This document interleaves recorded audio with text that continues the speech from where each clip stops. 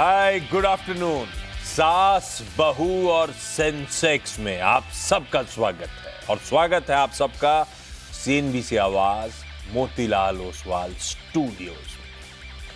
आज के शो में मदद करने के लिए और ऐसा लग रहा है बाजार को पता चल गया, बढ़िया मूड माहौल बना हुआ है स्क्रीन पे। इंतजार था ओम कैपिटल के राजेश अग्रवाल साहब का। Right sir, good afternoon. बस आ रहा हूं आपसे बातचीत करने के लिए। उससे पहले सास बहू और सेंसेक्स की टीम तक अगर रीच आउट करना चाहते हैं आप, मतलब इस शो में शिरकत करना चाहते हैं, अपनी क्वेरीज इस प्लेटफॉर्म पे रेज करके उसका बढ़िया सा रेजोल्यूशन चाहते हैं, तो दो तरीके हैं। एक ये ईमेल आईडी है सास बहू और सेंसेक्स @nw18.com, स्पेलिंग देखते चलिएगा। ये फ्लिप होगा तो सामने आ जाएगा वो व्हाट्सएप नंबर सीएनबीसी आवाज का 7045220000। सेव कर लीजिए। व्हाट्सएप जब मन करे करा करिए। आपसे हमारी टीम्स कांटेक्ट करेंगी। बस एक बहुत लोग क्वेरीज पूछते हैं और फिर उसके बाद वो चैनल पे आना नहीं चाहते। इस शो में आपने नोटिस करा होगा, जो भी महिलाएं सवाल पूछती हैं वो हमारे साथ जुड़ी होती हैं। हम तो फोन लाइन पे भी नहीं, लाइव लेने की कोशिश कर रहे थे सबको, ताकि मज़ा आए, रूबरू हो, सब लोग बातचीत हो, समझें। तो आइडिया ये है, इसीलिए कभी ज़रूरत पड़ेगी तो अपन फ़ोन वोन पे और अदरवाइज़ क्वेरीज लेंगे, लेकिन अभी तो आइडिया यही है कि आप लोग जुड़िए, लाइव जुड़िए। हमारी टीम फैसिलिटेट करेंगी कैसे लाइव जुड़ना है। जूम लिंक भेजेंगे आपको, जो भी चाहिए होगा वो करेंगी, कॉन्टैक्ट होगा आपसे। तो सवाल भेजते रहिए और लाइव जुड़िए प्लीज़, तभी तो मज़ा आएगा थोड़ा। मार्केट स्क्रीन्स पर रखिए। बढ़िया है भाई साहब। शुरुआती ब्लिप था, मेरे ख्याल से 50 पॉइंट दबाव में गए थे, 992, तो बेसिकली 23,000 की ट्रेजेक्टरी के आसपास आए। कल अच्छा 22,800 की ट्रेजेक्टरी से बाउंस लिया, आज 23,000 से बाउंस ले लिया और 2/3% 150 पॉइंट मजबूती के साथ निफ्टी इस समय 23,200 पे कामकाज करता हुआ। बढ़िया रिकवरी है अक्रॉस द बोर्ड। हरियाली, बैंक्स 0.5% ऊपर, यानी कि बैंक निफ्टी।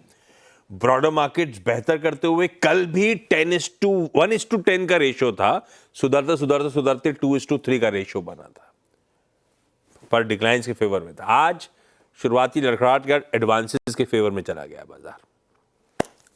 2.5:1, यानी कि 5 बढ़ रहे हैं तो 2 स्टॉक लाल निशान में ट्रेड कर रहे हैं। बढ़िया ब्रेथ है।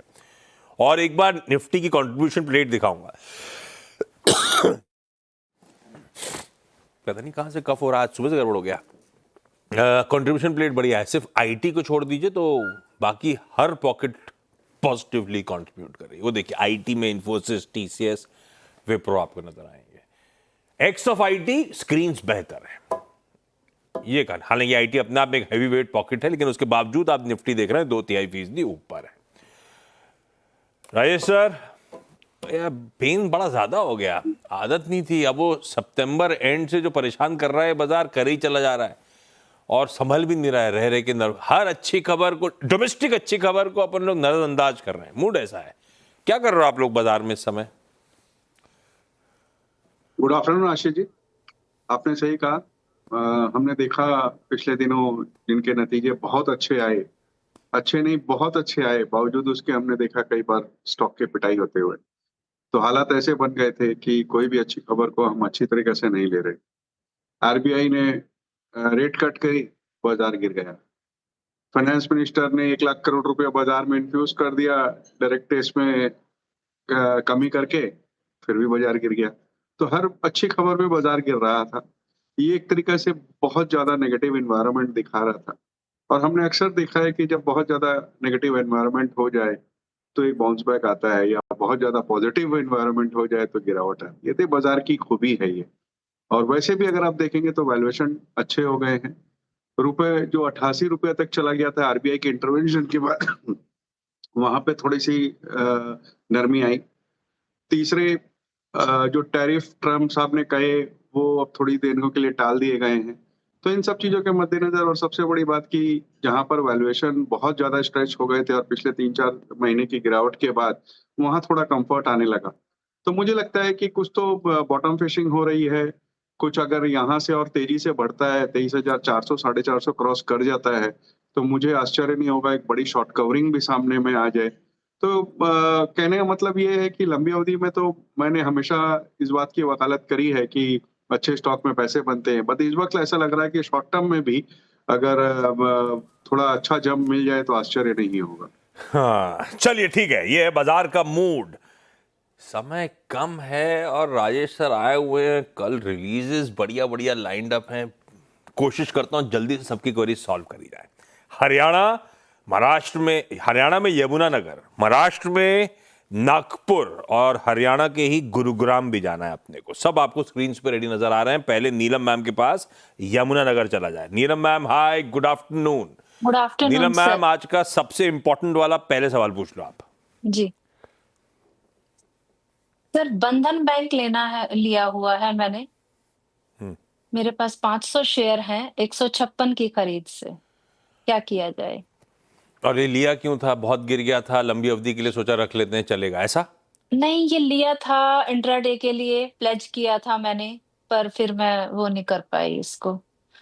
अब ये इस पे इंटरेस्ट चल रहा है डेली वाला, तो अब इसको कैश में कन्वर्ट कर लिया जाए, लॉन्ग टर्म के लिए रख लिया जाए या लॉस बुक किया जाए? राजेश सर, अब ये आप तो फंडामेंटल वाले आदमी, लेकिन 13 रुपए का लॉस हो रहा है बंधन बैंक में। मैम को करना क्या चाहिए? मामला फंसा हुआ है। देखिए 2-3 चीज़ें हैं इनकी बातों से लगा। पहला, इन्होंने इंट्राडे के लिए लिया और फिर ये स्टॉप लॉस नहीं लगा पाई और अब फँस गई। दूसरा, इन्होंने कुछ कहा कि रोज़ का इंटरेस्ट लग रहा है। वो कहीं मार्जिन फंडिंग वाले चक्कर तो नहीं है, ये मुझे क्लियर नहीं है। खैर वो सब जुदा बातें हैं, बट खास बंधन बैंक की बात की जाए तो 6300 के आसपास इनके आउटलेट्स हैं और 200 नए आउटलेट्स साउथ इंडिया में ये बढ़ाने की सोच रहे हैं ताकि पैन इंडिया प्रेजेंस हो जाए। नंबर्स अच्छे आए थे, चाहे वो डिपॉजिट्स के फ्रंट पे हो, एडवांसेस के फ्रंट पे हो, एसेट क्वालिटी के फ्रंट पे हो। एनआईएम में थोड़ी-सी बहुत दबाव देखा गया था, लेकिन फिर भी 7% के आसपास मैं कहूँगा कि बहुत अच्छे एनआईएम्स थे।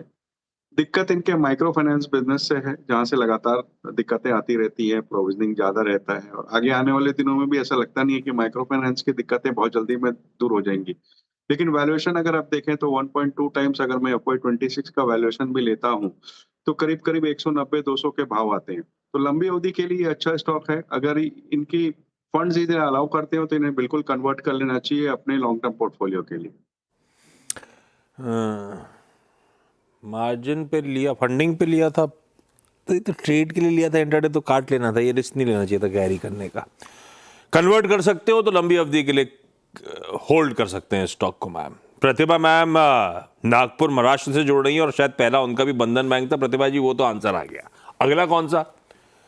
जी सर, जैसे मैम ने अभी बताया बंधन बैंक का भी था और अभी कैनरा बैंक का आपका भी परचेज प्राइस क्या था बंधन का? सर मेरा परचेज प्राइस था 210. अरे 70. तो राजेश सर, ये भी होल्ड करें, 210 की खरीद है, ये तो काफी नीचे है मामला। देखिए बिल्कुल फंडामेंटली स्ट्रांग है, ठीक मध्यम से लंबी अवधि में अच्छे पैसे देंगे, नो डाउट ऑन दैट। इस वक्त तो होल्ड की ही सलाह रहेगी। प्रतिभा मैम, अगला सवाल, होल्ड ही करेंगे बंधन बैंक को, चलिए। जी सर, और कैनरा बैंक का भी 106.27 पर लिया था, अभी 90.23 चल रहा है सर। क्यों लिया था? आप भी ट्रेडिंग में फंसे कि आपने लंबी अवधि के लिए सोच के लिया है? जी सर, लॉन्ग टर्म के लिए ही था, लॉन्ग टर्म के लिए ही लेके रखे, बट ठीक है, बहुत अभी तो खैर डाउन जा रहे सभी, हैं सर शेयर्स। अभी तो सभी कुछ डाउन है मैम, सभी का हाल वही है। कैनरा की जगह कोई और ले लिया होता तो भी वैसे ही हाल होता। तो खैर, अभी Canara bank Rajesh sir fundamentally है कैसा ये सरकारी? देखिए पीएसयू एज ए स्पेस अच्छा परफॉर्म कर रहा है, नंबर्स ठीक ठाक आए थे, एनआईएम सबके ही दबाव में थे तो वो इंडस्ट्री वाइड प्रॉब्लम है।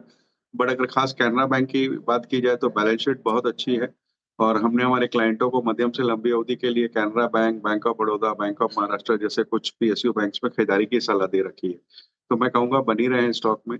जो गिरावट आई है न केवल कैनरा बैंक की कोई परफॉर्मेंस की वजह से आई है, बल्कि एज ए होल अगर आप देखो तो पिछले 3-4 महीने में मार्केट बहुत गिरा है, तो इस वजह से गिरावट आई है। आप बनी रहे स्टॉक। बनी रहे भाई, क्लाइंट्स को दिलवाया है उन्होंने कैनरा बैंक, तो भरोसा बढ़ गया अपना। होल्ड करिए मैम, कोई दिक्कत नहीं।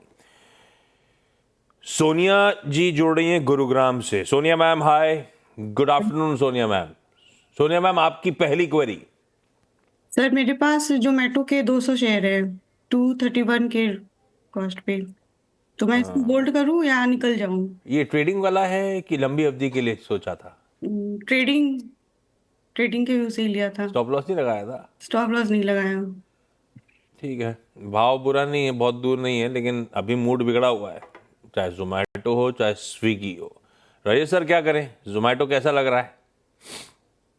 देखिए, जोमेटो के साथ दिक्कत ये हुई कि इस बार के नतीजे दबाव में आए, क्योंकि ब्लिंकिट की जो एग्रेसिव एक्सपेंशन हुआ ना, उस कारण से दबाव में था। और पहले 2000 स्टोर 2026 तक बोल रहे थे, अब 2025 में बोल रहे हैं, तो इसलिए ये दबाव आगे भी बना हुआ रहेगा। वैल्यूएशन स्ट्रेच्ड है।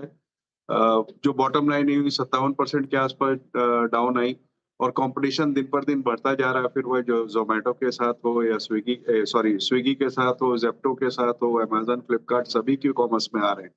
तो एक तो कंपटीशन बढ़ता जा रहा है, आपके बॉटम लाइन नीचे जा रही है, मार्जिन से डिक्रीज हो रहे हैं, और सबसे बड़ी बात कि अभी आने वाले दिनों में जो एक्सपेंशन है, दबाव बना रहेगा।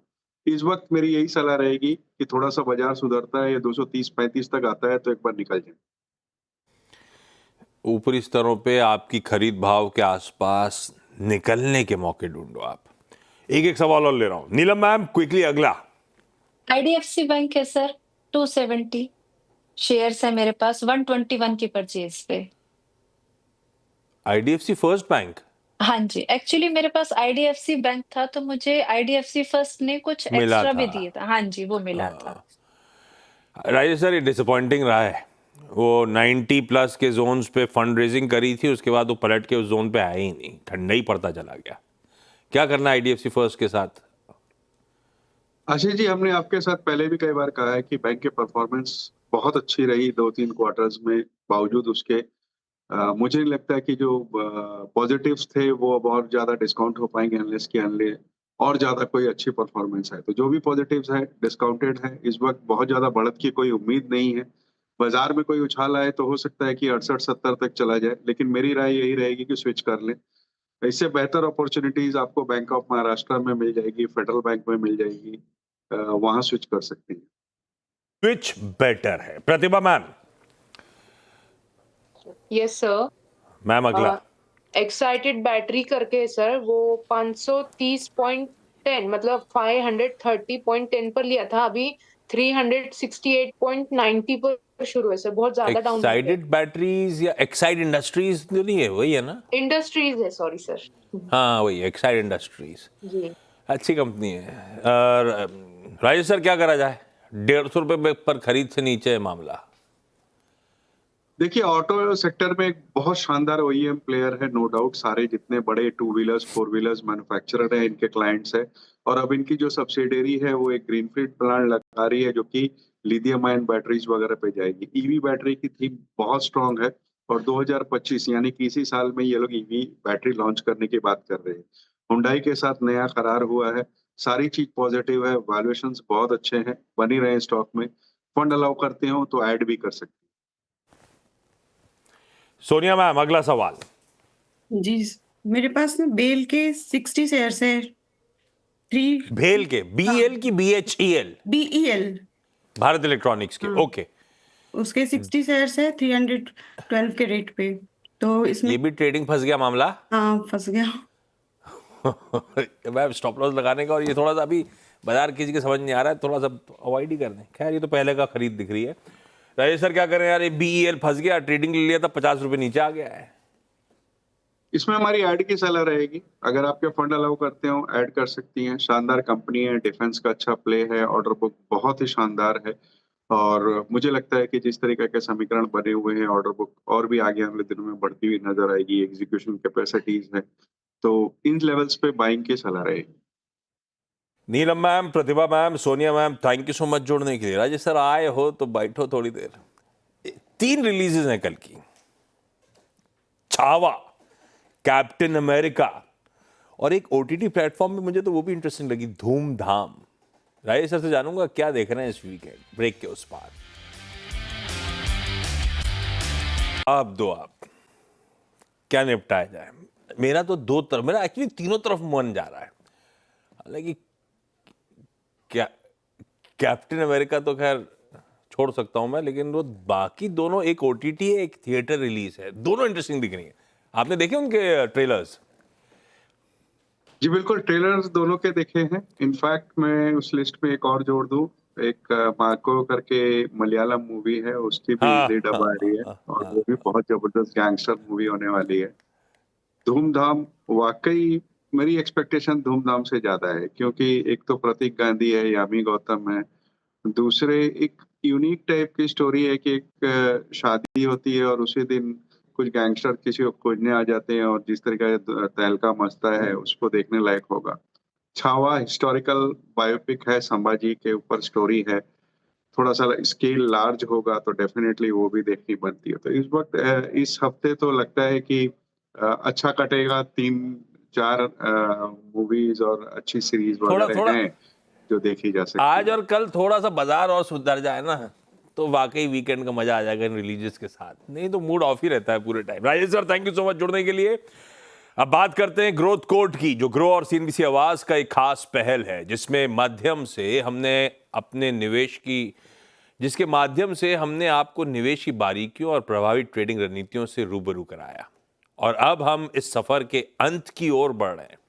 इस हफ्ते प्रशांत नायर ने सेबी के होल्ड टाइम मेंबर अनंत नारायण से बात की और जाना कि इन्वेस्टर्स को रिस्क और रिटर्न पर फोकस करना क्यों जरूरी है। सुनिए।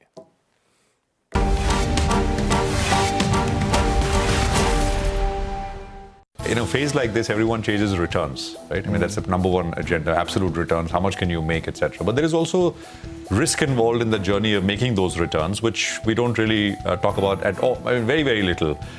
Your perspective on it, and how important is it to look at risk-adjusted returns in that sense? You're right. We tend to focus on returns, which is a measurement of where you started from and where you ended at. So the A to B, of just defining those 2 points. The risk element is really how was your journey as you move from A to B? How bumpy was it? How smooth was it? And the reality is it's an independent variable that impacts us. Return is one element, but how your journey was is also crucially important for all of us. Now, you often hear people giving advice that don't worry about the ups and downs. Look at the end points and see you get this annualized, 10%, 15% returns from different asset classes. But the practical reality is all of us have a certain risk tolerance. And when you see volatility, when you see big jumps up and down, you do go through an emotional roller coaster. Absolutely. And you should have the ability to absorb that. So I think it's crucially important that we start to, as investors, as long-term investors, we start to internalize the concept of risk. We start to measure what is our risk appetite, and it's a very individual number. I cannot answer for you and you cannot answer for me as to what our respective risk appetite ought to be or should be. It is a unique experience based on where we come from. And once you know what your risk appetite is, you've got to create an investment portfolio that mirrors that risk.